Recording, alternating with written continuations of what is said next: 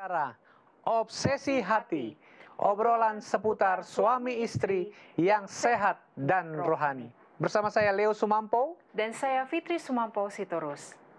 Malam ini sudah masuk episode yang ke-16. Berarti sudah 4 bulan.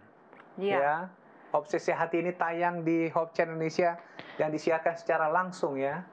Dan episode kali ini episode yang sangat penting karena topiknya itu sangat membantu keluarga-keluarga pastinya. Dan juga banyak sekali permasalahan dalam rumah tangga oleh karena topik yang akan dibahas pada malam hari ini.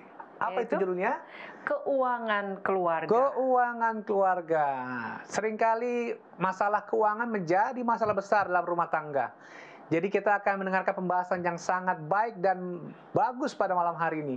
Jadi pastikan saudara untuk tidak melewatkan episode kali ini. Tetap terus di depan layar kaca Anda untuk mengikuti episode ini dari awal hingga akhirnya. Baik, sebelum kita memulai acara, kita akan membacakan ayat tema untuk episode kita kali ini yang terdapat di dalam Amsal 3 ayat 13 sampai 17. Amsal 3 ayat 13 sampai 17. Demikianlah firman Tuhan. Berbahagialah orang yang mendapat hikmat, orang yang memperoleh kepandaian. 14. Karena keuntungannya melebihi keuntungan perak dan hasilnya melebihi emas. 15. Ia lebih berharga daripada permata, apapun yang kau inginkan tidak dapat menyamainya. 16. Umur panjang ada di tangan kanannya, di tangan kirinya kekayaan dan kehormatan. 17. Jalannya adalah jalan penuh bahagia, segala jalannya sejahtera semata-mata. Mari kita bersama-sama berdoa. Bapa di surga, terima kasih atas segala berkat kasih karunia Engkau berikan kepada kami, di mana pada saat ini kesempatan yang indah kami dapat kembali mengikuti acara Obsesi Hati. Tuhan berkati acara ini dapat berjalan dengan baik dan lancar dari awal hingga akhirnya. Berkati narasumber kami, Pendeta Kuntaraf dan Ibu, agar dapat membawakan topik ini dan menjawab pertanyaan-pertanyaan yang masuk, diberikan hikmat kebijaksanaan dari surga, dan semua kami yang menyaksikan dapat terberkati dan dibantu di dalam rumah tangga kami masing-masing. Berkati juga kru Hope Channel dan juga semua peralatan yang dipakai, agar ini semua dapat dipakai untuk menjadi kepujian bagi nama Tuhan. Terima kasih Tuhan atas segala berkat-Mu, mohon ampun atas segala dosa dan pelanggaran kami, dalam nama Yesus kami berdoa, amin. Baik, diingatkan kembali kepada para pemirsa yang ada di rumah, apabila Anda mempunyai pertanyaan, saudara boleh kirimkan pertanyaan saudara ke nomor call center Hope Channel Indonesia yang nomornya ada di layar kaca Anda, atau Anda juga bisa kirimkan ke akun media sosial dari Hope Channel melalui Instagram, YouTube, ataupun Facebook. Saudara tidak usah cantumkan nama saudara, cukup cantumkan lokasi di mana Anda berada. Jangan ragu-ragu untuk mengirimkan pertanyaan saudara. Dengan pertolongan Tuhan, Pendeta Kuntaraf dan Ibu Kathleen Kuntaraf akan menjawabnya, dan biarlah jawaban itu kiranya boleh menguatkan kita semua. Baik, kita menyapa mungkin kita akan langsung sapa narasumber kita yang ada di Amerika. Shalom Pendeta. Pendeta dan Ibu Pendeta Kuntaraf. Shalom. Salam dari North Carolina. Ya, salam sehat selalu. Kami tetap sehat, puji Tuhan. Amin. Baik, tidak berlama-lama lagi, kami persilahkan kepada pendeta dan ibu untuk membawakan pembahasannya. Baik, terima kasih. Ya, kita punya judul adalah keuangan keluarga. Wah, bagaimana ini yang terjadi dengan keuangan keluarga? Iya, ini lihat di fotonya itu, bagaimana suami itu katakan, wah saya sudah kumpulkan uang ini, dolarnya dolar untuk saya aja, nggak boleh untuk istri atau untuk anak. Apakah begitu keuangan keluarga yang sehat? Jadi banyak masalah yang terjadi sebab masalah keluarga. Ada banyak masalah keluarga dalam masalah keuangan. Iya. Ada sebuah survei tentang keuangan orang-orang Kristen. Ini kebetulan diambil di Amerika, tetapi sering terjadi juga di negara di mana kita berada. Misalnya, inilah penelitian yang telah terjadi. 40% menghabiskan lebih banyak uang daripada yang mereka hasilkan. Apa nggak bangkrut ya? Uangnya lebih banyak dikeluarkan daripada yang dihasilkan. Bagaimana tuh? Dan hampir setengah dari keluarga mengikuti survei menghabiskan sekitar 2.000 per tahun untuk kepentingan konsumerisme. Jadi Iya. advertensi. Iya, ada sale. Oh, sale ini beli aja. Obral ya. Artinya lebih murah, padahal nggak diperlukan pun dibelikan. Barang yang tidak diperlukan dibeli hanya oleh sebab ada promosi. Sale, nggak ada gunanya. Dan tekanan dari menghabiskan uang secara berlebihan dapat menuju kepada ketidakstabilan dalam rumah. Ya, terus-terus bocor. Ya.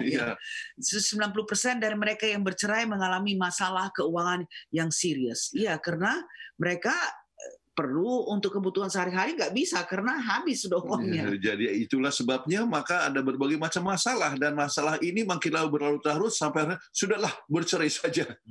Nah ini adalah satu masalah yang sering terjadi dan sering masalah juga adalah oleh sebab kita berhutang. Ya, di dalam Amsal 22 ayat 7 dikatakan orang kaya menguasai orang miskin, yang berhutang menjadi budak dari yang menghutangi. Jadi kita jadi slave ya, jadi budak. Jadi budak daripada orang yang menghutangi kita. Oleh sebab kita telah berhutang. Nah, ada sebuah contoh dari seorang istri yang kebetulan waktu itu ada uang untuk down payment, yang untuk DP. Untuk beli mobil tanpa konsultasi sama suaminya langsung, apa yang terjadi? Dia beli mobil. Beli mobil. Tapi waktu suaminya datang bawa berita buruk oleh sebab ternyata bapak dia kehilangan pekerjaan jadi tidak sanggup untuk bayar cicilannya. Waktu dilihat mobilnya bagaimana? Oh, kekecilan mobilnya. Dia orangnya besar, jadi nggak bisa masuk ke dalam mobil. Jadi marah-marah menimbulkan berbagai macam pertengkaran oleh sebab tidak bijaksana di dalam menggunakan akan uang. Nah, itulah sebabnya maka kita harus berhati-hati. Masalah sering terjadi tentang masalah keuangan. Iya, di Amerika Serikat, negara terkaya di dunia ini, 95% populasi penduduknya tidak dapat hidup tanpa dukungan dari pemerintah. Harus ada social security. No social security, nggak bisa hidup. Nah, itu permasalahan yang terjadi. Itu berarti kita harus bijaksana ya. Dan banyak sekali orang yang punya konsep yang salah tentang uang. Misalnya, uang adalah sumber kejahatan, padahal bukan uangnya yang salah. Pandangan yang membingungkan mengenai uang, ya boleh atau tidak mencari uang atau tidak dan sebagainya, lebih bagus jangan jadi hamba uang dan sebagainya. Kita coba lihat bersama-sama. Ya, tidak menyenangi mereka yang makmur, malahan iri kepada orang yang makmur. Itu jahat, itu orang yang makmur. Jadi salah konsepnya. Iya, kemudian terlalu rumit soal keuangan. Ya. Kemudian pembicaraan mengenai dibutuhkan uang yang lebih untuk kebutuhan sehari-hari, atau di gereja juga kita dapatkan perlu uang ini, perlu untuk ini, proyek ini dan sebagainya. Kita butuh uang, tetapi dikatakan kita jangan jadi hamba uang. Bagaimana ini maksudnya? Mana balance-nya ya? Kemudian persediaan uang yang terbatas sehingga kita tidak bisa kontribusi kepada proyek-proyek yang diadakan. Apakah proyek sekolah, apakah proyek rumah tangga, atau proyek juga gereja, itu nggak bisa kita mampu karena kita limited, kita punya source of income. Kita coba lihat contoh di dalam Alkitab. Misalnya apa yang terjadi dengan Lot? Dia berkemah dekat Sodom. Ya, makin lama makin dekat kepada sumber. Artinya yang dia pikirkan adalah sumber kemakmuran. Akhirnya dia tinggal di Sodom. Dan apa yang terjadi? Kita tahu bagaimana akhirnya hilang semuanya. Istrinya pun hilang dan jadi dia hanya dia sendiri yang keluar dengan anaknya satu ya. Kemudian bagaimana dengan Joshua 7 ya, kita lihat bagaimana itu dosa Akan. Sangat selfish ya. Ingat diri, semua harta yang sudah dicuri, yang sudah dibilang nggak boleh diambil, dia masukkan di dalam. Dia curi, dia sembunyikan. Apa yang terjadi? Ya Akan seluruh keluarganya musnah oleh sebab dia punya ketamakan untuk mendapatkan akan barang yang tidak boleh diambil. Gimana Gehazi ya? Iya, kita lihat dalam 2 Raja-Raja 5 bagaimana itu Naaman kan tidak mau Naaman mau memberikan kepada Elisa. Kasih thankful gift ya, untuk berterima kasih ya karena dia sudah sembuh daripada kustanya. Tapi dia bilang, oh bukan saya yang sembuhkan, Tuhan yang sembuhkan.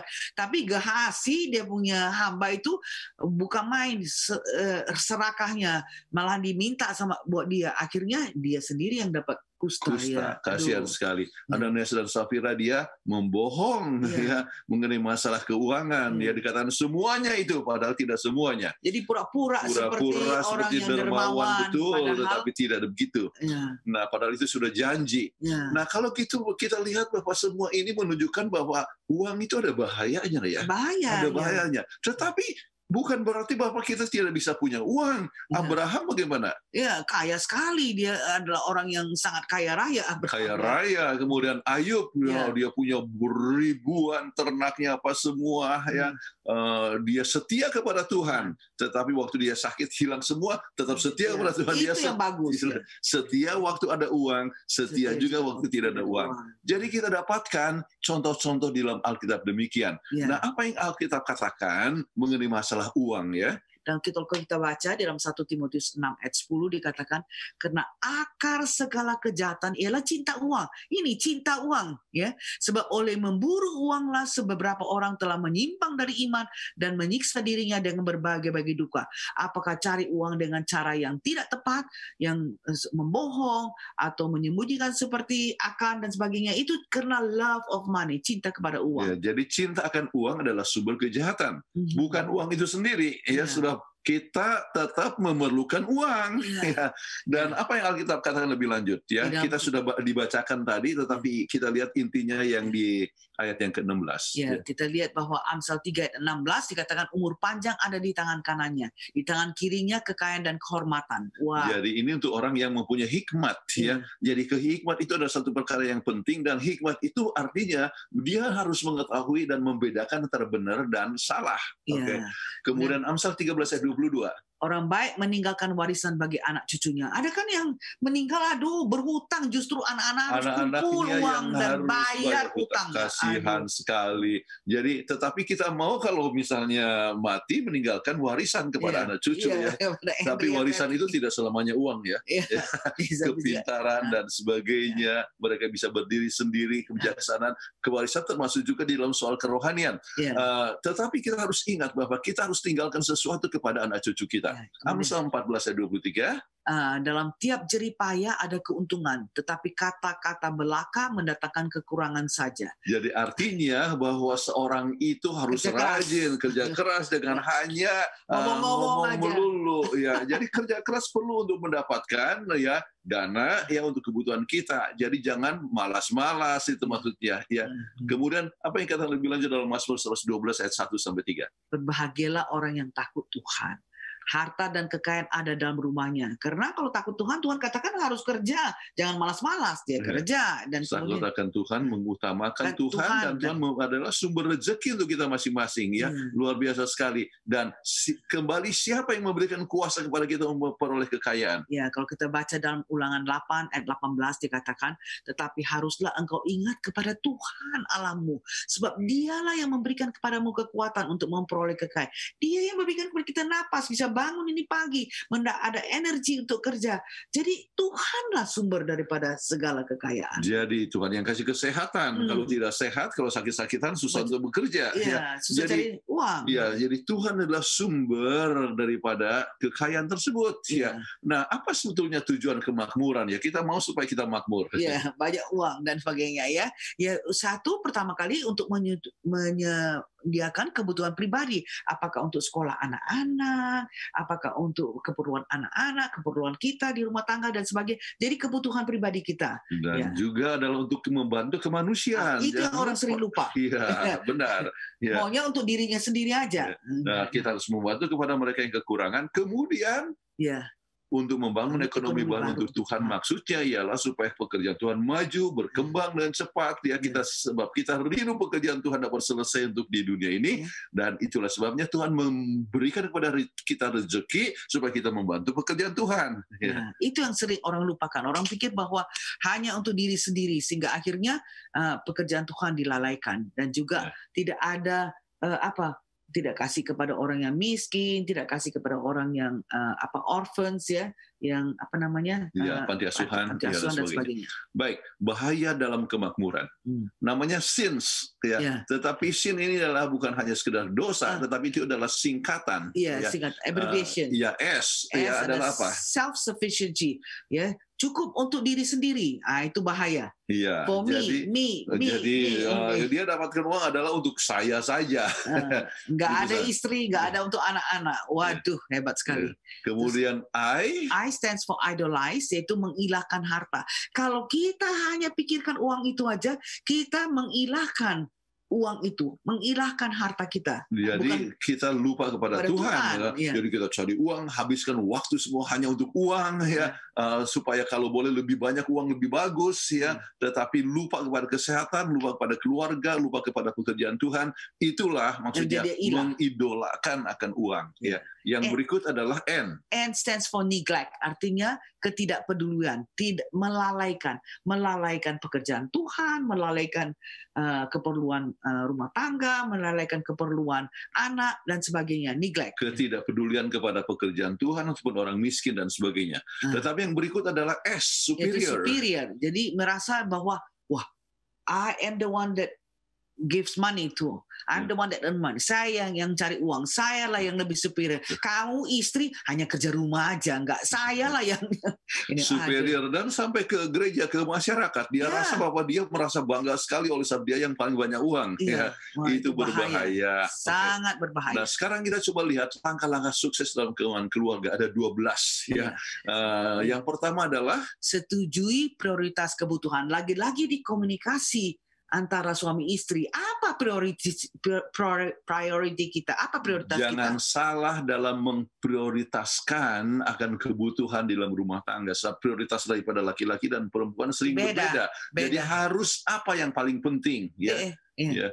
Kemudian yang kedua, buat anggaran belanja bersama. Nah, inilah yang sangat penting sekali, yaitu untuk bersama-sama duduk apa yang kita butuhkan. Oke, kita untuk rumah biaya makan berapa? Untuk biaya yang pertama kita harus pisahkan adalah yang milik Tuhan, yang harus kita kembalikan untuk Tuhan, untuk keperluan rumah tangga, makanan, kemudian uang sekolah, untuk listrik dan sebagainya. Dan juga untuk ada vacation, untuk tabungan. Kita harus buat sedemikian rupa, harus dianggarkan bersama-sama. Yang berikut, ingat sumber berkat. Itu yang kita selalu lupa. Kita pikir kita yang diri sendiri kita yang mempunyai kekuatan, tapi Tuhan yang memberikan kekuatan. Ingat sumber Tuhan. Kita bukan berperpuluhan, tapi mengembalikan kepada Tuhan. Jadi yang pertama harus disisihkan, ya. Jangan yang terakhir. Kemudian yang keempat, hindarkan membeli dengan perasaan. Saya rasa ini bagus ya, beli apa. Penting apakah itu perlu, apakah tidak. Kalau nggak perlu, objektif lah, jangan dengan perasaan aja. Iya, jadi kalau kita pergi ke shopping, ke pastor, artinya ke belanja lah, kita sudah ada daftarnya yang akan harus kita bawa beli. Daftar. Daftar apa yang akan dibeli, dan kalau di luar daftar jangan beli, sebab kadang-kadang ada obrolan-obrolan, jadi hanya beli dengan perasaan. Akibatnya yang tidak perlu pun dibeli. Ingat kita punya ada satu family yang simpan dia di sampai rumahnya. Nggak ada tempat untuk taruh dia punya barang-barang karena dia beli selalu pada on sale, ditaruh di garasi. Garasi penuh dengan barang. Ini saya akan berikan kepada sekretaris saya. Ini saya akan berikan kepada perawat saya. Ini karena sale, on sale. Akhirnya betul-betul bangkrut. Dan dia padahal dokter ya. Dokter dia betul-betul bangkrut. Jadi bangkrut untuk membeli hal-hal yang tidak diperlukan. Kemudian ingat pasal yang nomor 6. Membeli barang besar dengan hati-hati yang nomor 5 ya. Jadi kalau itu very expensive yang kita perlukan, kita harus rundingkan betul-betul apakah kita belikan itu dengan perlu apa, jangan terus spontan aja mau beli. Iya, sedangkan barang kecil pun kita harus beli dengan hati-hati. Apalagi barang besar harus ekstra hati-hati. Itu maksudnya. Nomor 6. Mengenal prinsip akuntansi rumah tangga. Jadi harus tahu accounting sedikit ya. Accounting, dan prinsip accounting yang paling sederhana adalah pemasukan harus lebih besar daripada pengeluaran. Atau pengeluaran harus lebih kecil daripada pemasukan. Kalau pengeluaran sudah lebih besar dari pemasukan, aduh bahaya, kita akan jadi berhutang. Dan kalau kita berhutang, kita jadi budak kepada orang yang berhutang. Dan akhirnya kita jadi bisa melarat. Banyak orang yang sampai kehilangan rumahnya. Dan, jadi homeless, tidak punya rumah. Karena tidak mempunyai balance dalam hal. Ada yang kembali harus ke rumah mertua. Ayo jadi persoalan lagi. Persoalan lagi. Oke, baik. Kemudian nomor 7. Pentingnya menabung. Kita harus set aside. Kita nggak tahu apakah kita jadi sakit atau kecelakaan atau seperti COVID sekarang, COVID sekarang tidak ini bisa kerja. Jadi kalau kita sudah sempat menabung, kita paling sedikit ada simpan, ada yang ditabung untuk dipakai, untuk makan, untuk dan sebagainya. Oke, nomor 8. Praktekkan perasaan puas dengan keuangan ada. Itu yang paling susah. Orang tidak pernah merasa puas dengan apa. Maunya, itu tetangga ada beli televisi yang bagus yang 20 berapa inci ya. Saya mau beli lagi yang lebih 60 inci ya. Saya mau beli yang lebih besar ya. Jadi nggak puas. Padahal televisi itu kan yang kecil pun bisa juga kita dengar news. Puas yang dimaksudkan juga adalah hidup sesuai dengan income yang ada. Jadi kalau gaji kita masih kecil ya kita puas dengan apa yang ada. Tetapi kalau misalnya dengan gaji yang kecil kita menghendaki sesuatu perkara yang besar, maka itu yang menimbulkan problem. Akibatnya kita berhutang. Padahal nomor 9 katakan bagaimana? Hindari hutang. Seperti kita yang sudah bahas tadi, singgung. Hindari hutang seperti hindarkan penyakit kusta. Ada istilah dikatakan hindarkan seperti menghindarkan COVID. Jauh lari daripada hutang. Kemudian yang ke-10 kita lihat hati-hati dengan kartu kredit. Memang nggak terasa. Kena plastik kan? Mau beli barang nih, masukkan aja. Masukkan. Nanti tuh akan ada rezeki. Akhirnya bertumpuk-tumpuk, tidak bisa bayar dengan uang income pada bulan itu, dan dia harus membayar dengan bunga. Dan bunga daripada kartu kredit besar sekali. 22%. Jadi kita betul-betul jadi apa namanya kesusahan dalam keuangan karena nggak terasa. Salah perhitungan. Kartu kredit itu harus kita beli sesuai dengan apa kita punya income yang bisa kita bayar. Jangan kita bayar 10% daripada itu. Jadi makin banyak kreditnya, makin tinggi dia punya utangnya. Kemudian memfokuskan pada memberi. Jangan lupa bahwa kita hidup bukan hanya untuk diri kita sendiri. Lihatlah mereka yang berkekurangan dan sebagainya. Itu adalah satu poin yang sangat penting yang kita harus alami dalam kehidupan kita.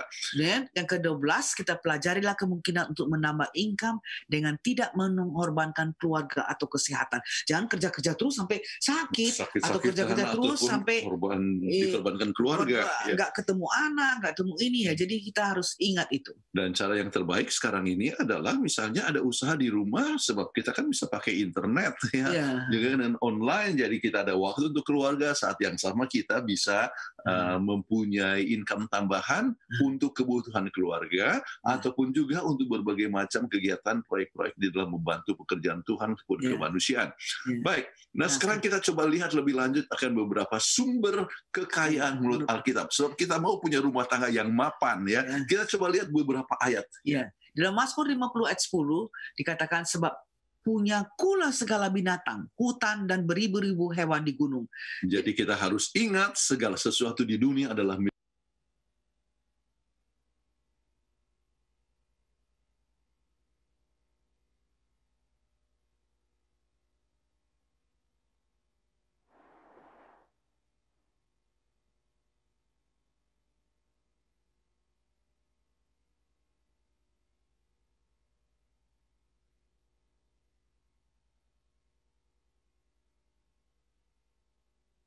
Pendeta, Tante.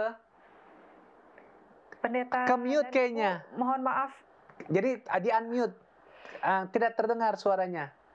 Mungkin ke-unmute kali situ.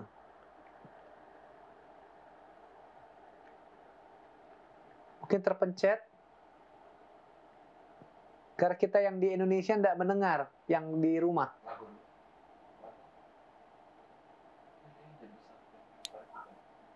Jadi dari mula nggak dengar. Sudah, enggak. Hanya 2 menit yang 1-2 menit yang lalu. Enggak harus dari pertama. Ini silakan. Sudah terdengar. Silakan Pendeta dan Ibu Pendeta. Ya, terima kasih. Jadi yang berikut adalah sumber kekayaan menurut Alkitab. Ya. Ya, dalam Ulangan 8 ayat 18 dikatakan, tetapi haruslah engkau ingat kepada Tuhan Allahmu, sebab dialah yang memberikan kepadamu kekuatan untuk memperoleh kekayaan. Jadi ini sangat kita tidak boleh pernah lupakan bahwa Allah lah yang menjadi sumber segala berkat.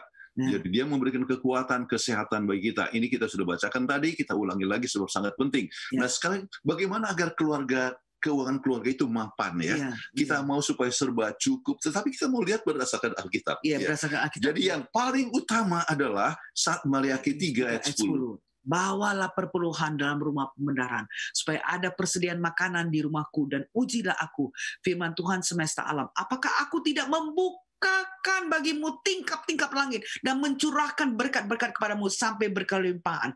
Jadi perpuluhan itu is number one. Begitu kita dapat uang, kita selalu kembalikan, bukan bayar. Kembalikan kepada Tuhan. Itu adalah milik Tuhan. Milik Tuhan. Nah, dan kita lihat beberapa ayat yang penting bahwa kalau kita mencuri milik Tuhan, jadi miskin. Maka kita justru menjadi mengalami masalah. Makanya dikatakan ujilah aku. Ya, Alkitab sudah memberikan mereka yang menguji seperti Abraham ataupun Yakub, mereka itu telah menguji Tuhan dan betul-betul Tuhan itu memberikan kelimpahan berkat ya. Tetapi kita jangan pikir wah saya mau kasih perpuluhan supaya dapatkan berkat, bukan begitu. Ya itu adalah motifnya yang salah. Kita mengembalikan pada Tuhan oleh saat Tuhan sudah memberkati akan kita. Oke. Kemudian yang kedua. Kita lihat dalam Amsal 3 ayat 9 dan 10. Muliakan Tuhan dengan hartamu, maka lumbung-lumbungmu akan diisi penuh sampai melimpah-limpah, dan bejana pemerahanmu akan melimpah dengan air buah anggurnya. Jadi kita glorify God. Uang kita jangan untuk kita aja sendiri, tapi untuk menolong pekerjaan Tuhan dan sebagainya. Jadi dengan demikian, ya banyak orang pikir saya sudah kembalikan kepada Tuhan yang Tuhan punya. Yang 90% itu adalah milik kita dan kita gunakan untuk apa? Untuk foya-foya, untuk pesta-pesta, ataupun kepelesiran dan sebagainya. Tetapi jangan lupa bahwa yang 90% itu pun kita harus muliakan Tuhan dengan harta kita. Itu berarti bahwa kita gunakan untuk orang yang perlu, yang memerlukan. Artinya untuk kemuliaan bagi nama ada kebutuhan kita dan sebagainya, tetapi untuk kemuliaan bagi nama Tuhan, dan Tuhan akan memberikan berkat yang lebih banyak lagi. Satu hal yang sangat menarik bahwa kita tidak bisa mengalahkan Tuhan dalam memberi. Tuhan akan selalu memberikan lebih banyak kepada kita daripada apa yang kita berikan. Kalau kita gunakan harta kita untuk kebaikan dan kemuliaan bagi nama Tuhan. Baik, yang ketiga. Tertulis dalam 2 Tesalonika 3 ayat 10. Jika seorang tidak mau bekerja, janganlah ia makan. Jadi nggak boleh malas ya. Ada orang malas-malas nggak mau kerja. Ya udahlah pokoknya Tuhan yang kasih. Itu salah juga ya. Jadi kita gunakan kita punya waktu adalah untuk bekerja. Ya. Kita pensiunan, kita tidak kerja, tidak perlu sebetulnya kita kerja, tetapi kita senang untuk bekerja. Ya, kita sibuk terus sekarang, hampir setiap hari kita memberikan pelajaran dan sebagainya. Sebab dengan sukacita, kenapa? Tuhan masih kasih kesempatan kita untuk hidup. Ya, bayangkan udah 70 tahun lebih masih bisa dipanggil orang untuk bicara. Jadi kita berterima kasih, kita mau bekerja, sediakan makalah dan melayani pekerjaan Tuhan, ya kita tulis buku dan sebagainya, dan walaupun hasilnya adalah untuk menolong orang lain. Jadi kita gunakan waktu kita adalah untuk bekerja. Baik, yang keempat. Kita lihat dalam Amsal 6 ayat 6-8. Pergi belajar kepada semut. Coba semut itu bagaimana? Biarpun tidak ada pemimpinnya, pengaturnya atau penguasanya, ia menyediakan rotinya di musim panas dan mengumpulkan makanannya pada waktu panen. Jadi kita jangan malas-malas. Lihat semut itu kerja terus. Dan yang lihat di sini dia menyediakan roti di musim panas. Apa artinya? Dia menabung sebagian dari penghasilan. Nah, itulah satu hal yang sangat penting. Kita harus selalu ada harus ada tabungan, menabung supaya dalam masa paceklik kita sudah ada. Jangan ada orang-orang yang begitu terima uang, habis, habis sampai nggak ada simpanan, nggak ada saving sama sekali. Langsung dia pergi ke bar, minum-minum dan sebagainya. Baru 1 minggu habis semua. Langsung apa? Hutang, bayar pakai kredit card dan sebagainya. Itu adalah satu pola hidup yang salah sekali. Kemudian yang Adam dikatakan yang kelima, remember latte factor. Apa Ya, maksudnya latte? Itu faktor kopi. ya. Kalau kita ya rasanya sedikit-sedikit aja ya, setiap hari minum kopi dan muffin ya mungkin hanya $5 aja. What is $5 ya, nggak apa-apa. Tapi dengan suami istri jadi $10. $10 sehari. Iya. Kemudian 1 bulan Jadi $300 ya. dengan income 10% per bulan, maka dalam waktu 30 tahun menjadi $678 146. dan dalam waktu 40 tahun menjadi Jadi 1.897.224. Aduh, gara-gara luar biasa. Hanya masalah kopi. Kopi. Tetapi kalau itu dia tidak minum kopi, kita untung tidak minum kopi. Iya, nggak minum kopi ya, nggak makan muffin, sebab muffin kan manis-manis ya. Jadi kita bisa menghemat ya $1.897.224 dalam waktu 40 tahun. Ya. Jadi bisa menjadi milioner, bukan milioner rupiah ya. Dolar ini. Dalam dolar. Ya. Nah, hanya oleh faktor kopi. Dan Anda juga bisa menghemat demikian rupa. Mungkin rokok dan sebagainya. Hindarkan sama sekali, itu yang membahayakan. Bahkan uang, lagi kesehatan. Baik. Ya. Nomor 5. Amsal 22 ada 7 kata, peminjam adalah hamba kepada yang meminjamkan. Itu harus kita ingat. Never be in debt. Oke, berusaha menghindarkan hutang. Ya, misalnya beli TV baru dengan kredit, akibatnya jadi lebih mahal. Jadi bagaimana caranya untuk mengatasi hal ini? Ya, kita harus bertekad untuk sabar dalam memiliki sesuatu. Kalau nggak punya uang, ya kita harus artinya, ikat pinggang. Ya, ikat pinggang. Ya, kita harus bersyukur dan kita harus puas dengan apa yang ada. Tekad untuk tidak berhutang dan bayar paling banyak. Kemudian kalau misalnya ada hutang sekarang, kemudian bayar yang paling banyak bunganya supaya makin kurang cepat utang, ya. Kemudian buat tanggal kapan bebas dari hutang ya. Supaya kita di situ bisa agak longgar sedikit dan kita bisa menabung. Jadi hindarkan itu sama sekali artinya hutang. Jadi kalau Anda punya hutang, inilah langkah yang harus dibuat. Kemudian yang keenam, Amsal 19 ayat 20. Dengarlah nasihat dan terima didikan supaya engkau menjadi bijak di masa depan. Ada orang pandai-pandaian sendiri, nggak mau tahu. Pokoknya saya tahu, saya yang kelola uang. Istri, kamu nggak usah ngomong, nggak usah tahu, kamu kerja rumah aja. Jadi dengarlah nasihat orang, entah nasihat mertua atau apa yang lebih punya pengalaman. Jadi cari nasihat orang yang lebih bijaksana ya. Banyak orang yang keras kepala ya. Dan yang paling jelek adalah untuk investasi untuk lotre. Iya, karena saya investasi tapi beli lotre itu adalah satu investasi yang paling jelek. Kenapa? Walaupun menang, orang yang menang lotre akhirnya bagaimana?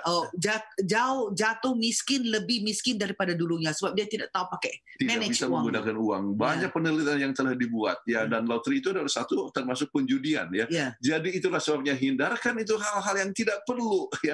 Gunakanlah uang daripada beli lotre tetapi untuk ditabung, kemudian bisa menghasilkan suatu income yang lebih baik. Jadi dengan demikian maka rumah tangga Anda akan rumah tangga yang baik, kemudian mempunyai keuangan yang baik, mempunyai rumah tangga yang mapan. Ya. Baik, itulah pembahasan kita ya. Sudah setengah jam. Ya, lebih dikit. Dan sekarang kita coba lihat apakah ada pertanyaan yang akan ditanyakan. Ya. Terima kasih Pendeta dan Ibu Pendeta atas pembahasannya, luar biasa ya. Gampang-gampang sulit. Tapi saya terang saya setuju sekali, memang bicara mengenai uang ini banyak para suami oleh karena alasan mencari uang sibuk kerja melupakan keluarga. Istri juga sebagai wanita karir dengan alasan mencari uang jadi lupa melayani suami dan anak-anak. Jadi memang kita harus pandai-pandai ini ya, untuk bisa supaya jangan melupakan keluarga. Ini pelajaran yang baik sekali nih yang pada kita malam hari ini. Dan memang keuangan itu akan merupakan problema dari setiap individu. Apalagi rumah tangga tidak mudah untuk memanage uang yang ada di kita ya, uang yang sisa. Apakah ini untuk urusan pribadi, urusan rumah tangga, anak-anak? Ya, baik. Kembali kami ingatkan kepada para pemirsa, Bila Anda mempunyai pertanyaan seputar rumah tangga atau khususnya mengenai keuangan di dalam rumah tangga, silakan untuk mengirimkan pertanyaan Anda ke nomor call center Hope Channel Indonesia ataupun ke media sosialnya. Silakan mengirimkan pertanyaan-pertanyaan tersebut dan kami akan bacakan untuk dijawab oleh narasumber kita. Baik, sebelum kita akan masuki ke sesi yang kedua, kita akan mengikuti yang satu ini.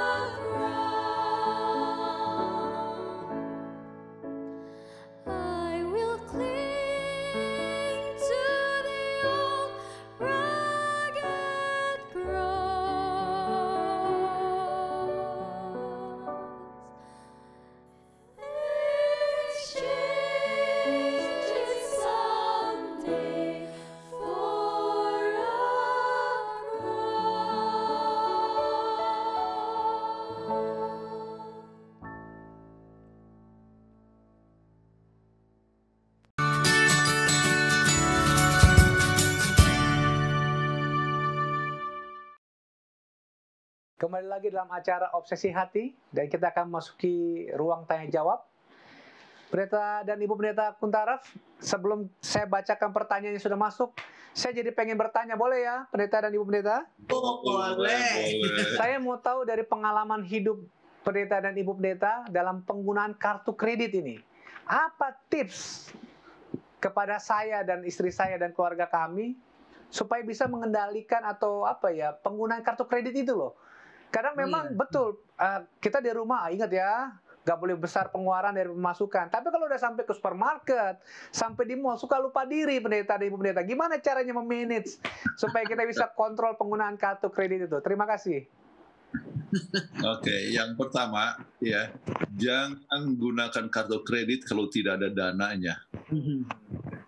Jadi kalau tidak ada dana untuk membayar ya, kartu kredit itu, misalnya uang di bank ataupun di rumah, ya, maka jangan gunakan kartu kredit. Ya. Itu yang sangat penting. Ya. Kemudian gunakan kartu kredit kalau hanya diperlukan. Ya. Maksudnya diperlukan adalah oleh sebab memang untuk membeli itu tidak bisa bayar cash ya dan sebagainya ya. Jadi lebih bagus ya kita pakai cash ya, tetapi kalau pakai kredit itu ya kadang-kadang tanpa terasa kita langsung ya gunakan saja dan lupa bahwa dananya tidak mencukupi ya. Jadi kalau tahu bahwa dananya tidak akan mencukupi dari gaji yang akan datang itu ya, maka akibatnya kan kita harus bayar bunga. Jadi artinya kita harus bayar lebih mahal daripada seharusnya. Ya. Sebab orang tertarik dengan you can pay yang minimum. Yang minimum itu dibayar asal sudah bayar. Tapi lupa bahwa sisanya itu mempunyai pembayaran dengan menggunakan interest yang lebih tinggi. Jadi kita akan jadi lebih berhutang. Nah, kemudian faktor yang ketiga, hindarkan yang nggak perlu. Hindarkan terlalu banyak credit card. Ya, kan sekarang kan banyak sekali promosi kartu kredit. Ya. Kami ya kartu kredit sering tidak perlu bayar, ya tidak ada perlu bayar bulanan, ya. 0%. Tetapi ya 0%. Tetapi ya oleh sebab itu kadang-kadang orang kan suka untuk gunakan, jadi kesempatan, tidak yang satu sudah penuh, ya sudah maksimal, pakai lagi yang lain. Saya kenal orang yang punya 9 atau 10 kartu kredit, ya, kemudian seenaknya saja pakai kartu kredit. Nggak rasa keluarkan uang, kan plastik aja. Iya. Jadi hindarkan, kalau boleh maksimal 1 atau 2 begitu, ya. Jangan terlalu banyak kartu kredit. Dan usahakan kartu kredit yang menguntungkan. Misalnya memberikan rebate. Ya. Kami ada kartu kredit yang rebate, jadi misalnya dalam bentuk mileage. Bisa terbang sini sana. Jadi mendapatkan keuntungan ya dalam bentuk mileage. Ya. Jadi kita punya mileage, misalnya kita ke Indonesia, ya berapa kali ke Indonesia kita dapatkan mileage ya yang datang dari pembelian barang, yaitu dari kartu kredit. Ya. Kan kita sering datang ke Indonesia, kan kita datang ke sana dengan ongkos sendiri. Ya, umumnya kita tidak suka untuk dibayarin, tetapi kita bayar dengan mileage yang kita peroleh dari kartu kredit. Ya. Jadi gunakanlah hal yang menguntungkan. Tapi sekarang karena sudah zaman COVID ini, kita lihat bahwa ini kartu kredit kita ini nggak perlu, kita kan nggak terbang kemana-mana, kita tutup kartu kreditnya, nggak usah kita kasih putuskan, tidak akan bayar. Kita batalkan beberapa kartu kredit. Buat apa? Baik, terima kasih pendeta dan ibu pendeta atas jawabannya. Tips yang sangat tips baik. Yang baik, betul ya, itu. Betul. Oke, pendeta dan ibu, saya juga ada satu pertanyaan. Pertanyaan yang umum sekali untuk kita saat ini ya, yaitu kita mempunyai kredit atau kita mempunyai hutang di bank untuk pembelian rumah ataupun mobil. Nah, itu umum sekali terjadi. Bagaimana tanggapan pendeta dan ibu untuk hal ini? Mungkin tambahan aja pendeta dan ibu pendeta. Karena ada ayatnya juga di Roma 13 ayat 8. Saya nggak tahu apakah ini persepsi kita yang salah. Roma 13 ayat 8 dikatakan, janganlah kamu berhutang apa-apa kepada siapapun juga, dan seterusnya. Jangan berhutang katanya. Jadi bagaimana ini? Apa kita nggak boleh berhutang? Alkitab katakan atau bagaimana, pendeta dan ibu pendeta? Oke. Saya ingin sampaikan bahwa satu-satunya yang bisa dibenarkan untuk hutang ya adalah kalau beli rumah. Rumah bisa. Kenapa? Ya, oleh sebab rumah itu tidak pernah umumnya rumah itu harganya makin lama makin naik. Ya. Jadi dia artinya sekarang kami beli rumah misalnya 2 kali kami beli rumah dan jual rumah harganya selalu 2 kali lipat. Ya. Double dalam dolar ini loh. Iya, dalam dolar. Iya, kami artinya rumah itu ya nilainya ya makin lama makin naik. Ya. Jadi itulah sebabnya kami merasa ya untuk selama kita tahu bahwa kita akan membayar kita Cukup adanya cukup income untuk membayar dia punya installment, ya, maka membeli rumah dengan hutang is okay. Dengan artinya mortgage, ya, itu adalah sesuatu perkara yang dapat dibenarkan, ya. Maksud daripada Mazmur apa yang dikatakan oleh Roma di 13 ayat 8 itu jangan hutang kepada siapapun. Ini berbicara mengenai masalah orang yang mungkin artinya harus berhutang untuk ya sesuatu perkara yang bersifat untuk perkara yang mewah dan sebagainya. Oke. Ada orang yang pinjam uang untuk pesta kawin, ya. Kemudian sesudah pesta dibikin besar-besar, pestanya, tetapi sesudah pesta, ya, dia tidak punya uang untuk bayar, kemudian minta sumbangan kepada saya. Jadi saya katakan kenapa harus bikin pesta besar kalau uang tidak ada. Nah, kita harus berpikir, coba lihat dari kalau misalnya rumah untuk tinggal, bukankah itu perlu? Kemudian menyewa, bukankah uang sewa itu sebetulnya dengan uang mortgage itu umumnya hampir sama besarnya. Jadi daripada hanya bayar sewa terus, akhirnya nggak ada apa-apa. Dia tidak punya apa-apa, maka uang sewa itu bisa dijadikan untuk mortgage, tetapi mungkin perlu dana untuk dia punya down payment. Jadi yang sangat penting adalah jangan beli rumah kalau belum ada down payment. Jadi untuk down payment, ya, kalau sudah cukup dengan down payment, kemudian langsung beli aja bisa beli rumah. Kenapa? Harga rumah akan selalu naik. Tetapi ya mobil itu depresiasinya itu besar. Ya. Begitu keluar dari showroom harganya sudah turun. Jadi Anda jual itu rumah, itu mobil selalu rugi. Ya. Padahal Anda harus bayar bunga. Jadi untuk membeli mobil, ya, lebih bagus Anda jangan pinjam, ya. Anda kumpul-kumpul duit dulu, sesudah ada uang untuk beli mobil, ya. Tidak perlu harus mobil mewah, ya. Yang penting bisa bawa kemana? Yang penting bisa dibawa kepada Anda, membawa Anda untuk tugas dan sebagainya, ya. Jadi kembali, mortgage untuk rumah, tetapi untuk mobil kendaraan jangan. Lebih bagus bayar cash kalau bisa. Baik. Terima kasih banyak, informasi yang sangat baik. Baik, saya akan bacakan pertanyaan yang masuk sekarang, Pendeta. Ini dari Cirebon. Pertanyaannya, bagaimana tanggapan Pendeta tentang keuangan diambil alih suami karena istri dianggap boros? Wah, terima kasih, Pendeta. Keuangan dihandle oleh suami karena istrinya boros katanya. Gimana itu, Pendeta? Nah sekarang tidak menjadi masalah dipegang oleh suami kalau memang suami bisa pegang uang. Jangan-jangan suami jadi lebih boros daripada istri. Kita tidak pernah tahu, Jadi oleh sebab masing-masing itu sering mempunyai prioritas, ya, kebutuhan yang berbeda antara laki-laki dan suami. Itulah sebabnya yang terbaik adalah dirapatkan, artinya berunding bersama-sama, persetujuan bersama-sama. Ya, sekarang, ya, istri yang pegang, ya, tetapi inilah yang kita akan buat, inilah yang kita harus tabung, ya. Jadi kalau di luar ini, ya jangan beli. Jadi kecuali misalnya ada kesepakatan, kesepakatan, mungkin ada uang di kantong daripada sang suami misalnya 100.000 untuk keperluan emergency, ya, atau mungkin bisa saja jadi 200.000, itu tergantung pada persetujuan, ya. Jadi disimpan, ya, oleh orang yang paling bisa pegang uang. Jadi kalau misalnya suami lebih bisa untuk pegang uang, suami. Jadi istri harus rela selama kebutuhan untuk sehari-hari itu bisa dipenuhi. Baik, terima kasih pendeta dan ibu pendeta jawabannya. Baik, pertanyaan berikutnya dari Citayam. Seberapa terbukanya seharusnya keuangan kita terhadap pasangan? Bagaimana cara mengatur keuangan yang sesuai dengan ajaran kita? Dan kapan waktu yang tepat untuk membuat perencanaan keuangan keluarga?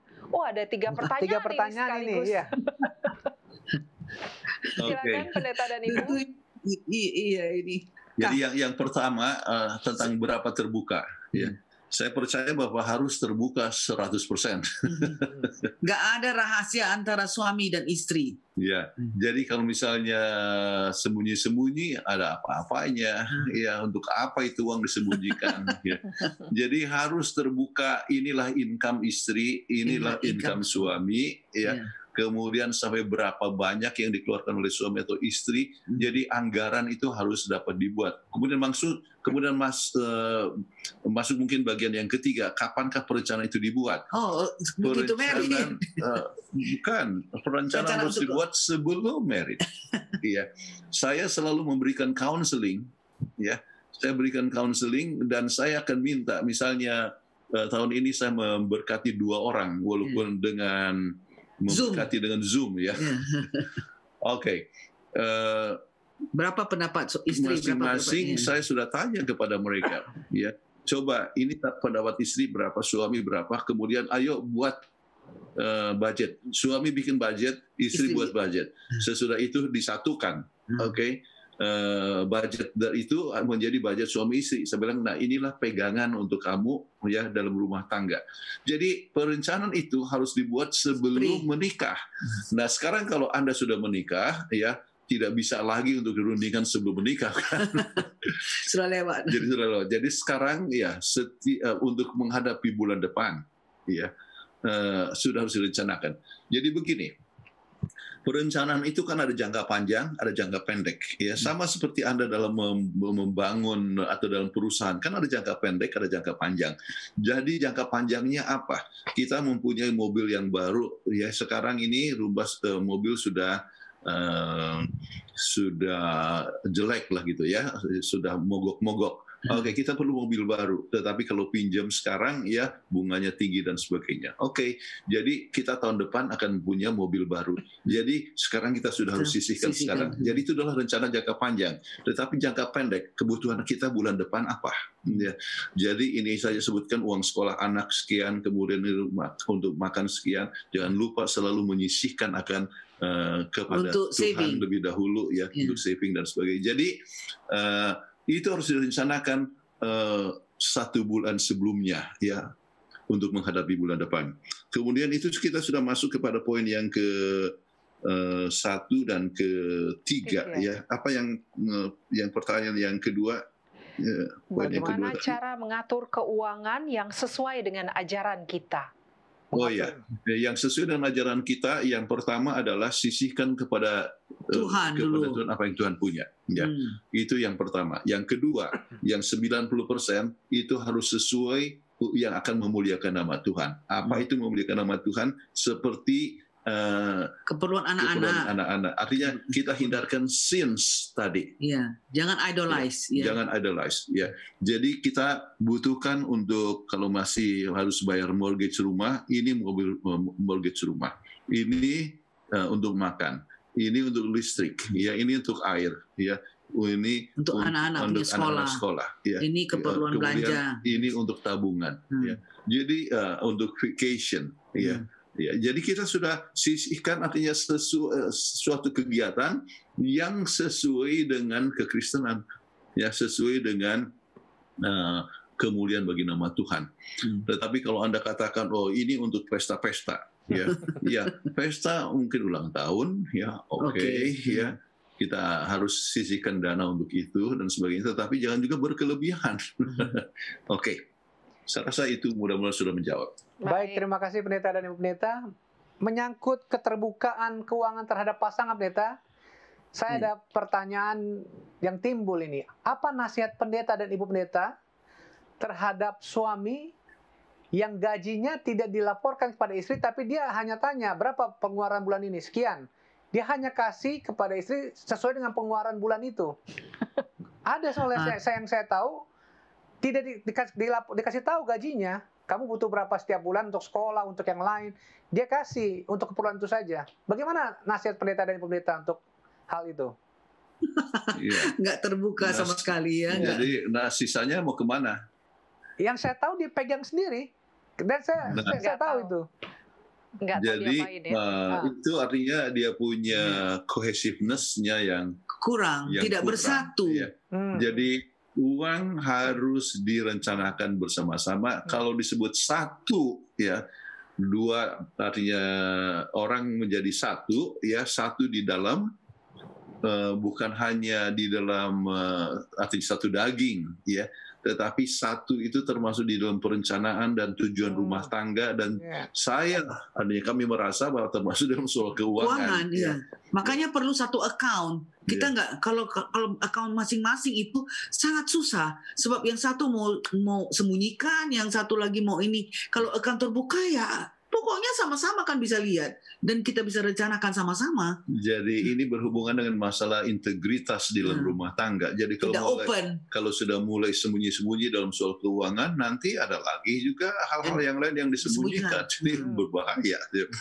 Jadi harus ada kepercayaan kepada suami istri sedemikian rupa, ya, sehingga tidak saling mencurigai. Hal yang demikian bisa menimbulkan satu kecurigaan, dan kecurigaan itu bisa makin-makin menumpuk yang mengganggu kebahagiaan rumah tangga. Dan juga istri, bagaimana perasaan istri itu? Hanya seperti dikasih kepada pembantu, kamu mau perlu berapa? Ini kasih ini. Jadi perasaan istri itu, saya nggak dianggap satu level, nggak dianggap sebagai kita satu company, ya, satu perusahaan yang sama-sama bisa berembuk. Saya dianggap sebagai pegawai. Berapa perlu? Ini kasih gini. Waduh, perasaannya kan bagaimana itu? Baik, terima kasih pendeta dan pendeta. Mudah-mudahan nasihat ini boleh jadi masukan, ya, jadi pelajaran berharga. Dan mudah-mudahan menonton juga orang tersebut supaya dia juga menyadari bahwa itu memang ya tidak baik, ya. Amin. Oke. Pantas lah. Ya. Pertanyaan berikutnya dari Facebook. Teman saya seorang istri merasa kekurangan uang dari suami. Dia mengambil uang suaminya diam-diam. Apakah itu namanya mencuri? Gimana tuh pendeta? Bagaimana pendeta dan ibu? Kalau diam-diamnya mencuri sih sebenarnya, tapi gimana itu? Ya, saya boleh katakan, ya, memang kalau diam-diam itu mencuri lah itu namanya. Tetapi dia merasa bahwa itu adalah milik dia. Mungkin kita tidak sebutkan mencuri, ya, tetapi kita katakan tidak jujur. Betul, lebih tepat. Jadi lebih bagus dikatakan terus terang, ya. Sayang, ini dana ini tidak cukup, ya. Jadi terpaksa saya ambil, ya, dana yang saya simpan, ya. Jadi memang sudah ambil, ya, artinya sudah seperti mencuri, ya. Tetapi ya kasih tahu. Jadi mencuri yang kasih tahu. Iya, jadi tidak lagi menjadi satu kesalahan, ya.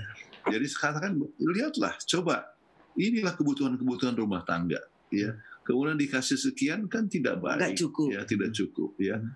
Jadi dengan demikian harus diselesaikan bersama-sama. Jadi tetapi untuk menghindarkan itu sendiri, ya, terbuka. Jadi sang istri pun harus tahu kalau memang income itu terbatas, jadi harus sesuai dengan income yang ada, tetapi harus diketahui oleh kedua belah pihak, ya.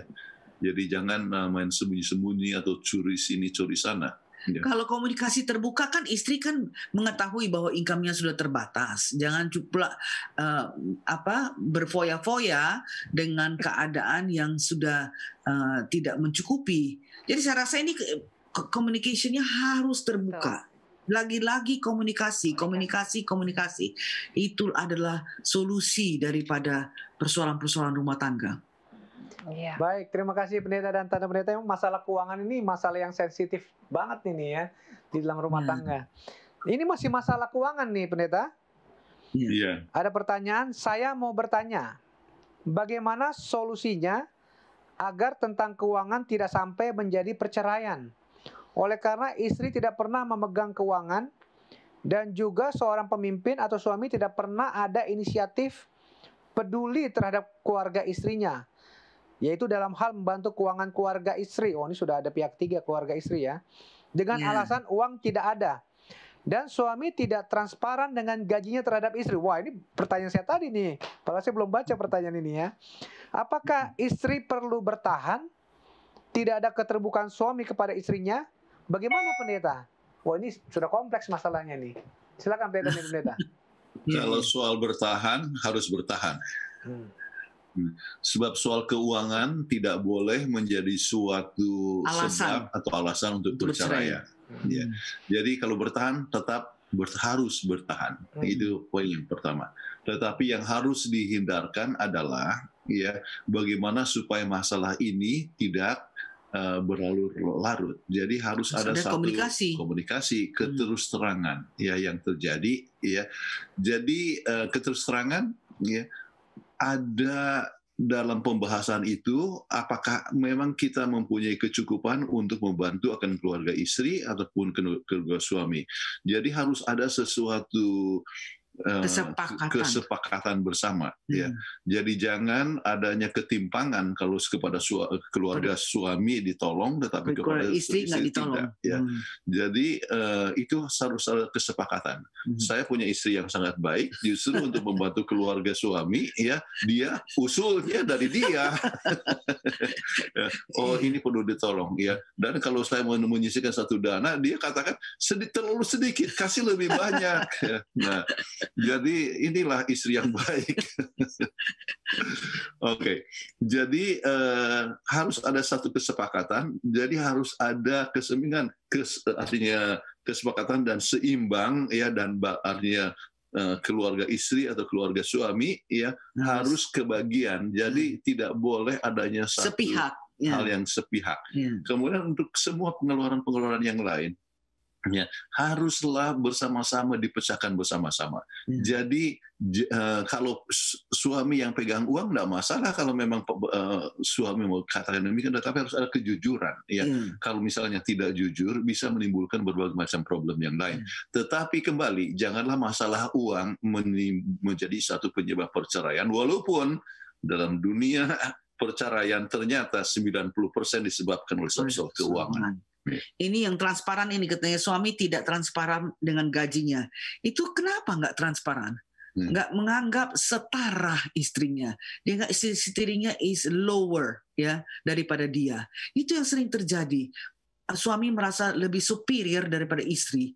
Padahal kita sama-sama adalah, kan Adam, Hawa itu kan tidak dibikin dari kakinya. Kan dia dibikin dari dia punya ribs supaya setara, tulang rusuk supaya setara. Nih, kalau tidak menganggap istri itu setara sebagai pembantu atau apa, persoalannya ini banyak sekali jadinya. Oke. Jadi itu sangat penting sekali mempunyai kepercayaan satu sama lain, sebab itu menyangkut kepada masalah kepercayaan. Jadi dia tidak terus terang, mungkin dia kurang percaya kepada istrinya, nanti akan meminta yang tidak-tidak. Tetapi suami harus percaya kepada istri, tapi istri juga harus percaya kepada suami. Jadi kepercayaan, saling percaya itu adalah hal yang penting. Sebab kalau di dalam rumah tangga sudah tidak ada kepercayaan, akan terjadi kehancuran. Lagi-lagi komunikasi dengan I statement kita pakai I statement. Saya kecewa, kok saya tidak mengetahui mengenai ini. Jadi saya yang kecewa. Jadi komunikasinya bisa terbuka. Jadi bukan dengan cara menuduh. Kamu ini ada apa ini kok nggak transparan Lagi main-main sama orang lain tuh apa? Wah sudah lebih gawat lagi. Lebih gawat lagi. Nah itu sudah bisa jadi bibit-bibit kepada perceraian. Oke. Baik, terima kasih banyak penjelasannya Pendeta dan Ibu Pendeta. Kami kembali mengingatkan kepada pemirsa, bila Anda mempunyai pertanyaan seputar rumah tangga, silakan mengirimkan pertanyaan tersebut ke nomor call center Hope Channel Indonesia atau melalui media sosialnya, Facebook, YouTube, ataupun Instagram. Kami akan membacakan pertanyaan-pertanyaan tersebut dan akan dijawab oleh narasumber kita. Pertanyaan berikutnya adalah, bagaimana Atau bolehkah seorang istri meminjam uang tanpa sepengetahuan suami? Silakan Waduh, pendeta dan ibu. Gawat ini sama seperti cerita tadi, beli rumah, beli mobil, ya, beli mobil tanpa sepengetahuan daripada suami dan akhirnya masalah. Ya. Kemudian kalau meminjam uang tanpa sepengetahuan daripada suami, siapa yang akan bayar? Oke, ya akhirnya suaminya ketahui, kemudian langsung timbul masalah. Dan saya kenal ada yang pernah terjadi demikian. Ya, jadi istri yang meminjam kemudian baru diketahui kemudian waduh marah sekali sang suami ya. Nah dia harus nombok untuk yang bayar kan suami dan sebagainya. Atau kadang-kadang suami yang meminjam tanpa diketahui istri. Ya. Jadi itu pun suatu hal yang menjadi masalah. Jadi itu adalah tidak benar, ya harus ada keterbukaan. Okay. Selalu siap untuk merundingkan bersama-sama untuk tantangan hidup. Nah, meminjam itu untuk apa? Ya, meminjam untuk apa? Ya, kalau misalnya apalagi kalau misalnya untuk kebutuhan sehari-hari atau untuk uang sekolah anak-anak dan sebagainya, ya, maka itu adalah satu perkara yang harus dirundingkan dengan suami dengan jelas, ya. Kemudian kalau misalnya ada keinginan yang dia inginkan, ya. Yang sebetulnya suami tidak akan setuju, makanya dia pinjam, itu pun menimbulkan sesuatu masalah, kecurigaan dan akan menimbulkan ketidakpercayaan. Ya. Jadi kalau sudah ada ketidakpercayaan dalam rumah tangga, hancur akan mengalami kehancuran. Baik, terima kasih pendeta dan ibu pendeta. Rupanya pertanyaan saya tadi mengenai gaji yang tidak transparan itu banyak terjadi dalam rumah tangga, pendeta. Sekarang pertanyaan berikutnya juga mengenai hal itu. Saya bacakan ya. Selamat malam Pak Pendeta dan Ibu Kuntaraf. Terima kasih atas penjelasan tentang keuangan keluarga. Saya mau nanya Pak Pendeta dan Ibu, ada rumah tangga yang gaji istri enggak diketahui suami. Dan juga sebaliknya, suaminya tidak memberitahu istri. Karena istri tidak bisa mengatur uang, jadi suami atur sendiri. Karena suaminya yang memenuhi seluruh kebutuhan keluarga dan anak-anak. Tetapi uang istri, suami nggak tahu sama sekali. Tapi selalu istrinya mengatakan nggak ada uang. Bagaimana yang seperti itu Pak Pendeta dan Ibu? Terima kasih. Wah, sekarang malah istrinya yang nggak transparan juga. Nggak transparan, ya. Baik. Kembali hal yang seperti ini harus dirundingkan sebelum pernikahan. Ya. Jadi ada dua opsi. Ya. Sebetulnya 3 opsi ya sebelum pernikahan di dalam soal keuangan ya. Yang pertama, masing-masing pegang uang sendiri ya. Yang kedua ya joint account istri yang pegang, artinya yang mengatur. Atau ketiga adalah joint account di mana suami yang pegang. Oke. Nah sekarang kami memilih untuk joint account dan kita rencananya tidak punya keuangan, jadi kita tidak pernah ada problem soal keuangan. Problemnya ialah kalau istri saya katakan supaya menyumbang lebih banyak. Itulah saya katakan, oh ini ada kebutuhan yang lain ya, jadi akhirnya saya mengurangi sedikit daripada apa yang disukai oleh sang istri. Saya bilang kurang lah itu, nggak cukup itu, kasih sumbang lebih banyak. Jadi itu saja ya. Tetapi semua kita tahu income masing-masing dan sebagainya. Untuk kami itulah yang terbaik. Nah, ada satu rumah tangga yang memang sudah atur dari awal ya, masing-masing separate account. Sebab istri career woman ya ini juga mendapatkan income, kemudian hanya berunding. Oke. Rumah bagi 2 biayanya. Ya. Makan bagi 2 ya. Utilities seperti listrik atau air restorannya bagi 2. Kemudian vacation ya ini ada yang dibayar oleh suami, ada yang dibayar oleh istri. Itu tidak masalah kalau memang sudah disetujui dari awal ya. Sudah artinya demikianlah persetujuannya ya. Namun itu bisa menimbulkan juga suatu masalah ya. Kadang-kadang ada satu suami istri berada di dalam mobil, kemudian harus bayar parkir. Ya. Kemudian sang suami katakan kepada istrinya, kamu yang parkir. Kamu yang bayar parkir. Aduh, pelit banget. Ya, jadi hanya uang parkir, jadi mereka menjadi terlalu greedy. Iya, terlalu in the punches orang Belanda bilang katanya semua kecil-kecil pun di apa. Tapi yang memang terbaik Kikir, adalah maksudnya kikir. yang Iya, terbaik memang adalah account itu satu. iya. Jadi kita ya uang dia, uang saya sama aja. Jadi suami istri menjadi satu adanya, termasuk di dalam soal keuangan. Jadi kita tidak usah pusing dan kita bisa lebih percaya satu sama lain ya. Namun kalau memang itu pilihan daripada suami istri ya, dan tidak terus terang ya, itu adalah pilihan. Namun kembali ya, itu bukanlah satu perkara yang ideal di dalam kami punya pemikiran. Ya. Tapi banyak orang Amerika, sebab kami kebetulan tinggal di Amerika, Yang individualistik ya. Yang individualistik demikian. Jadi income istri itulah suami demikian.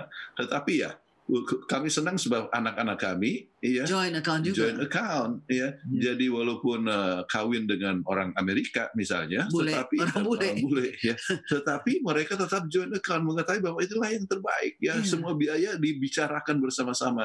Jadi saya minta sumbangan untuk anak saya ya. Ayo bantu untuk Yatim Piatu atau untuk Hope Channel Indonesia. Hope Channel. Ya. Karena papa yang fundraising, oke lah. Saya tanya sama suami saya, Patrick bilang oke lah, oke kasihlah. Ya.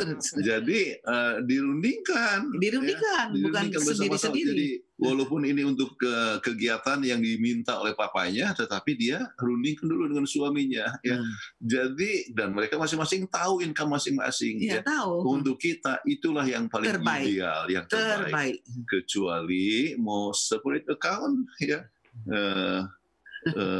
Untuk kami itu tidak ideal. Saling ada mencurigai jadinya. Baik, terima kasih Pendeta dan Pendeta. Memang pilihan ya. Jadi ya kuncinya memang keterbukaan dari awal itu aja ya Pendeta dan Pendeta. Tapi puji Tuhan kalau kita join account sih ya. Komunikasi itu beri. Memang malam ini topiknya sangat menarik Pendeta, karena banyak pertanyaan mengenai hal keuangan ini rupanya.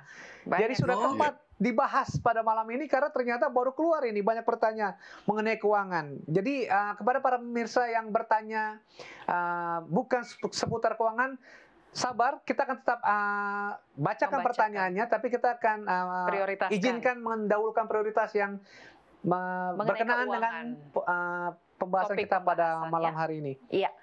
Pertanyaan berikutnya. Selamat malam, saya dari Kota Batu Malang, Jawa Timur. Saya dari keluarga yang sederhana.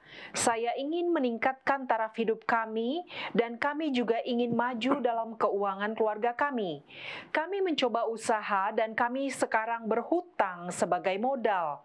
Yang mau kami tanyakan, apakah kehidupan kami sehat dalam keuangan sesuai Alkitab?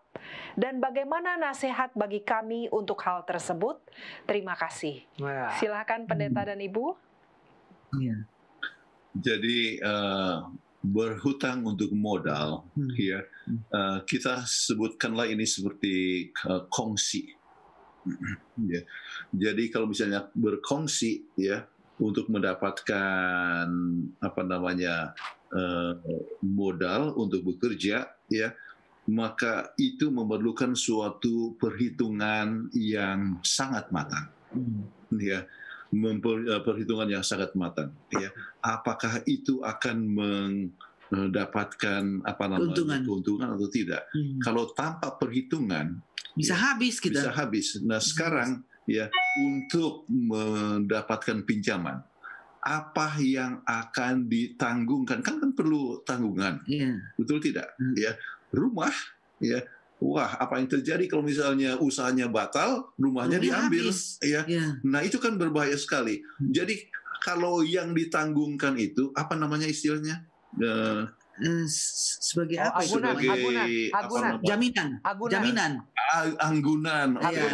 Ini sorry kita punya bahasa Indonesia kadang-kadang sudah lupa.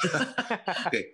Jadi yang dianggunkan itu kira-kira Anda bisa lepas atau tidak? Rumah kan nggak bisa dilepas. Kalau rumah yang dianggunkan, wah bahaya. Ya, keleleran nanti akan terjadi keleleran. Ya, tetapi kalau yang dianggunkan itu adalah sesuatu perkara yang Anda bisa lepas. Jadi kalau misalnya itu tidak bisa menghasilkan keuangan, maka paling sedikit Anda bisa tetap mempunyai tempat tinggal. Oke. Jadi ini saya melihat fungsi di sini adalah sama seperti orang yang bekerja sama ya di dalam berkongsi ya. Tetapi bagi keuntungannya yaitu Anda membayar bunga misalnya kepada bank ya.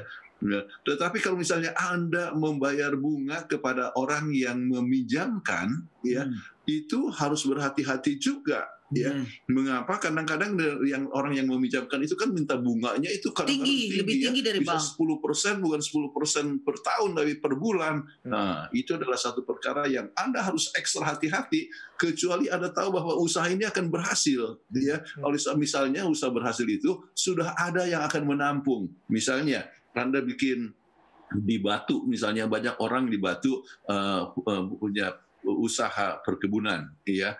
Jadi Anda tahu bahwa hasil perkebunannya itu atau bagaimana, ya, akan ada yang nampung atau bikin poultry, ya, peternakan ayam, oke. Anda tahu, ya, disalurkan kemana dan sebagainya, dan Anda harus selalu menyisihkan dana untuk membayar itu kembali, ya, sehingga akhirnya Anda bisa dapatkan keuntungan full. Oke, menyisihkan selalu ya. Itu satu hal yang harus diperhitungkan dengan baik-baik. Baik. Kami tahu ada satu orang yang di Amerika juga ya, sampai habis 7 rumah pun habis. 7 rumah habis. Iya. Sama sekali. Jadi harus berhati-hati.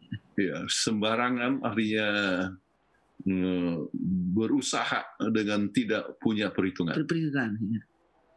Baik, terima kasih Pendeta dan Ibu Pendeta. Mudah-mudahan jawabannya boleh berterima dengan yang bertanya dari Kota Batu Malang ini ya. Baik, pertanyaan berikut Pendeta masih ada hubungannya dengan masalah keuangan. Apakah boleh, ini pertanyaannya boleh atau tidak boleh nih Pendeta, seorang istri pendeta mempunyai bisnis jualan kecil-kecilan agar ada pemasukan? Silakan Pendeta. Jadi ini jualan bukan kerja di kantor ini maksudnya. Boleh nggak istri pendeta jualan untuk menambah pemasukan? Silakan Pendeta. Waduh, ini adalah bisa menjadi satu hal yang polemik ya. Mengapa istri pendeta? Oke.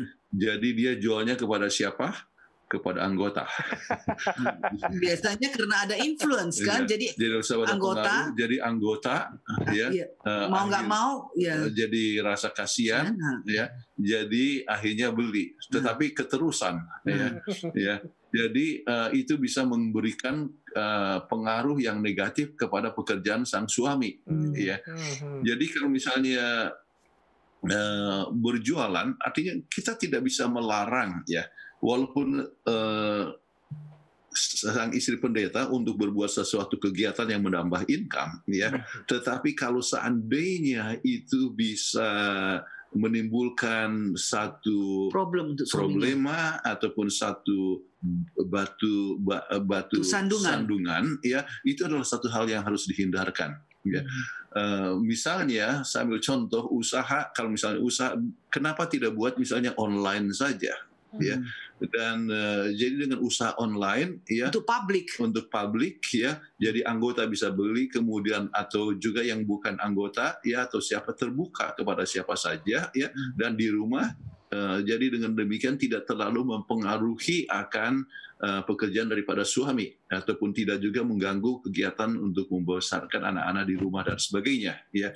Tetapi kalau misalnya usaha jualan dari rumah ke rumah, ya, misalnya dari anggota ke anggota, dipikirnya mau melawat, padahal mau jual batik, misalnya.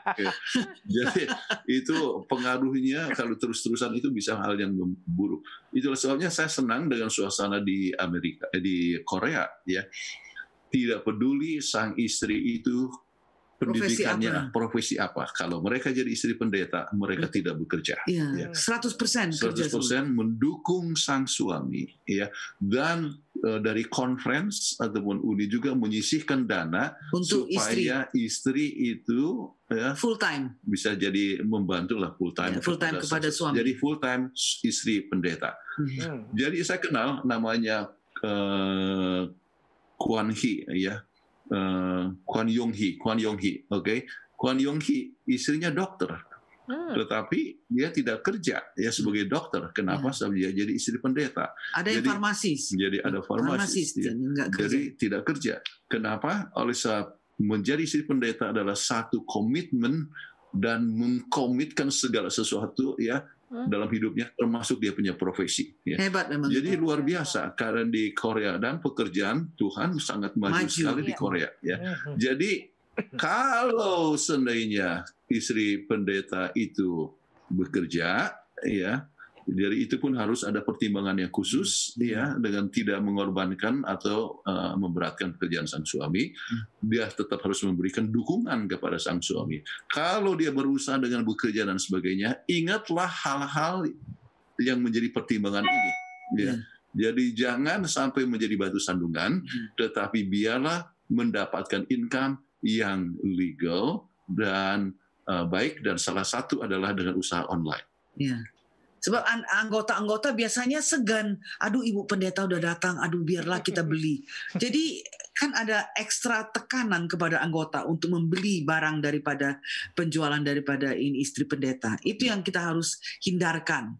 Jangan ada sampai mereka terpaksa dan akhirnya nanti itu akan dampaknya negatif kepada suaminya.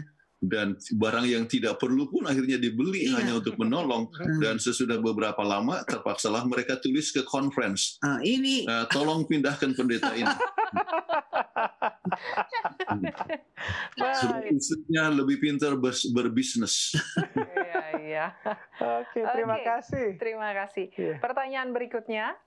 Bagaimana menghadapi suami yang terlalu santai jika keluarga dari pihak istri memberikan bantuan berupa uang kepada istri dan jadinya suami tidak mau mengeluarkan uangnya, malah mengandalkan uang dari bantuan keluarga istri. Suami tidak mau mengeluarkan uangnya untuk kebutuhan rumah. Mungkin istrinya dari keluarga yang berada ini ya, jadi disupport ya. Silakan pendeta, Ibu Pendeta. Ya. Nggak ada terbukaan ya. Jadi kembali sang istri bisa berbicara dengan terus terang kepada suami. Ya, malu dong. Ya, kalau saya merasa malu loh. Ya.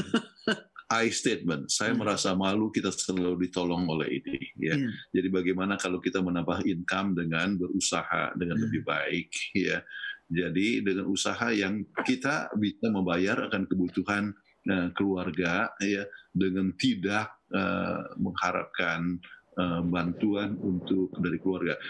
Bantuan daripada keluarga bisa saja untuk satu hal yang emergency, ya. Tapi nggak on a daily basis or regular basis. Jadi kalau untuk kebutuhan makan aja, kebutuhan rumah tangga harus diharapkan daripada mertua. Kalau saya jadi suami, saya malu dong. Ya, jadi kita harus bertanggung jawab. Kita bertanggung jawab untuk kebutuhan. Kalau kita siap untuk menikah, ya. Berarti siap mengambil untuk istri orang, bukan mengambil istri orang, mengambil perempuan sebagai istrinya. Menjadi istri, ya. Maka kita harus bertanggung jawab untuk membiayai, ya. Tetapi, bukan berarti, ya, tenang-tenang aja artinya bukan berarti tenang saja dan tidak berusaha. Tetapi bukan juga berarti bahwa kita tidak boleh menerima bantuan daripada keluarga kalau misalnya keluarga melihat ada suatu kebutuhan. Sambil contoh, oke, waktu kami pertama menikah, ya, jadi kami dapatkan ada dana lah yang kami bawa, ya. Kemudian kami perlu kendaraan, ya. Kami punya uang untuk membeli kendaraan, tetapi tidak cukup untuk membayar dia punya installment. Waktu itu kita pakai installment, ya. Ya. Kemudian maka keluarga istri saya yang membantu, ya. Kebetulan mertua saya agak kaya, ya. Adalah sedikit uang. Adalah, ya. Jadi membantu. Kemudian waktu itu saya selalu sibuk, ya, dengan pekerjaan di fundraising. Saya harus perlu kendaraan, padahal istri saya kerja di rumah sakit Advent, dia harus naik bus ataupun naik bemo, angkot ya. Ke rumah sakit. Waktu mertua saya dengar itu langsung apa yang dia buat. Ini siang juga harus turun ke bawah dan pilih mobil apa yang kamu mau. Masa naik angkot nih. Saya diam-diam aja karena sudah dikasih pertama kali, ngapain mesti bilang lagi kedua kali ya? Sedangkan Yesus saja datang ke dunia ini tidak ada apa-apa. Apalah artinya pengorbanan saya? Biarlah naik angkot pergi ke Rumah Sakit Advent Bandung ya, Dari nggak apa-apa. Unai ya, Unai naik angkot, ya. Jadi ya mertua saya langsung beli mobil kami yang kedua. Jadi kami seperti orang kaya ya, tapi bukan mikir uang kita. Tapi Ya. dikasih papi mami. Jadi soal demikian ya saya merasa bahwa itu adalah satu ya berkat accidental dan melihat untuk pekerjaan. Tetapi saya tetap berusaha, saya tidak malas-malas. Oh nanti mertua saya yang kasih kan enggak apa-apa. Enggak, kita kerja keras dan sebagainya. Ya. Jadi dengan demikian harus bicara terus terang ya supaya jangan ini akhirnya problem jadi berlarut-larut ya akhirnya menjadi masalah yang lebih besar. Baik, terima kasih pendeta dan pendeta atas jawabannya. Memang malam ini pembahasannya atau topiknya sangat menarik karena banyak pertanyaan yang masuk berbicara mengenai keuangan. Betul. Tapi waktu kita juga terbatas, pendeta dan ibu pendeta. Dan kita sudah harus mengakhiri episode kali ini. Jadi silakan pendeta dan ibu pendeta untuk closing statement-nya. Dalam rumah tangga, uang bukan segala-galanya, tapi uang adalah sangat penting. Ya, dan kita harus tahu Tuhan adalah sumber dari segala berkat. Sebab itu kita harus memohonkan berkat dari Tuhan dan kita harus kembalikan kepada Tuhan apa yang Tuhan punya. Kita hidup keuangan yang memberikan kemuliaan bagi nama Tuhan. Ya, jadi walaupun kita sudah mengembalikan apa yang Tuhan punya, maka yang sisa itu pun adalah yang sesuai dengan kehendak Tuhan. Misalnya untuk kebutuhan sehari-hari dan jangan pernah lupa untuk membantu mereka yang kekurangan. Amin. Ya. Dan jangan pernah lupa juga kita perlu tabungan untuk menghadapi masa paceklik ataupun masa artinya kita harus sedia payung sebelum hujan. Ya, jadi dengan demikian maka kita akan punya rumah tangga yang mapan ya dan perlu kepercayaan suami istri satu sama lain dalam soal keuangan. Tidak usah sembunyi-sembunyi, tidak usah mencuri ya daripada pasangan kita ya.